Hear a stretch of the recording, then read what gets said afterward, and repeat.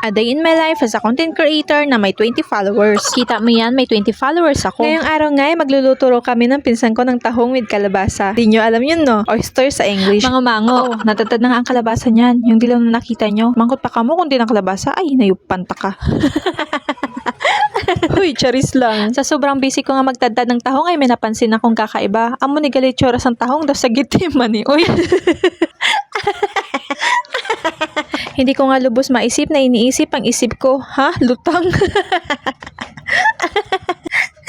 Huy, sobrang bilis ko nga magtadtad ng sibuyas dyan kaya nasubok naman pamate. Ito ang mga ingredients niya. Tagalog, ricado, balaan mo na. Itlog, harina, magic sarap, paminta, tinadtad na sibuyas, tahong, kalabasa. At syempre asin Hindi man na magkakalasa kung walang asin, di ba? Mangmango. Paghalo nyo lang lahat ng ingredients tapos halo-haloin. Bahala na ka mo mag-intindi. Sobrang busy ko naman maghalo-halo ay nakita ko naman ang pinsan ko. Abaw, nami to pamatsyag niya. Cellphone lang. Sabi niya, luto daw kami. Baw.